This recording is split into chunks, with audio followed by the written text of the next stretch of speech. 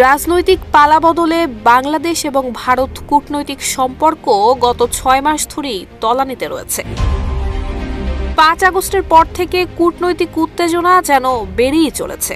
গত বছরের জুলাই-আগস্টে বাংলাদেশের ছাত্র এবং সাধারণ জনগণের উপর নির্বিচারে গণহত্যার সময় ভারত নীরব থাকলেও সম্প্রতি ধানমন্ডি ৩২ নম্বরের বাড়ি ভাঙচুরের ঘটনায় অনেকটাই সরব। এ নিয়ে নানান বিতর্কের মাঝে আলোচনায় এসেছে অন্তর্বর্তীকালীন সরকারের প্রধান উপদেষ্টা ডক্টর মোহাম্মদ ইউনূস এবং ভারতের প্রধানমন্ত্রী নরেন্দ্র মোদীর সম্ভাব্য বৈঠকের কথা।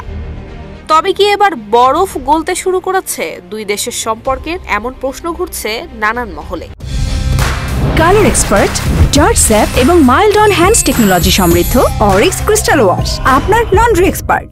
আগামী ৪ এপ্রিল থাইল্যান্ডে অনুষ্ঠিত হতে যাচ্ছে বিমস্টেক সম্মেলন। এতে সদস্য দেশ হিসেবে ভারতের প্রধানমন্ত্রী নরেন্দ্র মোদীর উপস্থিত থাকার কথা রয়েছে। পাশাপাশি বাংলাদেশ থেকে অন্তর্বর্তীকালীন সরকারের প্রধান উপদেষ্টা ডক্টর মোহাম্মদ ইউনূসও সম্মেলনে অংশ নেবেন।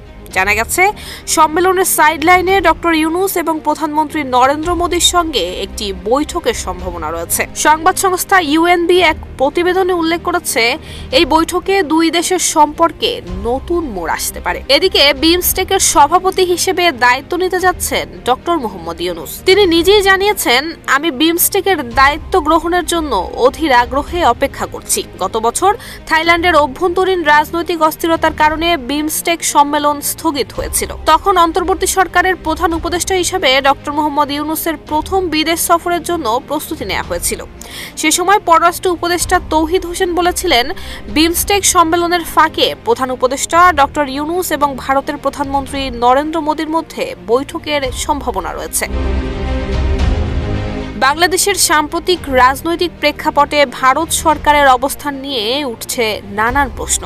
শেখ হাসিনা সরকারের পতনের পরও সম্পর্ক স্বাভাবিক হয়নি, বরং ভারতের কিছু মন্তব্য এবং পদক্ষেপ বাংলাদেশের জনগণের মধ্যে নেতিবাচক প্রতিক্রিয়া সৃষ্টি করেছে।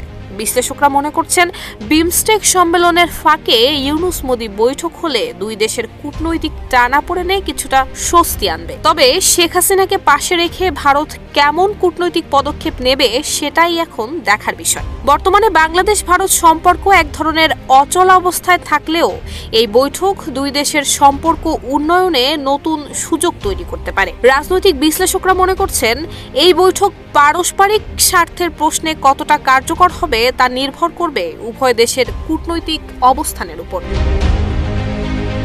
নুসরাত জাহান মেহেক, ঢাকা পোস্ট।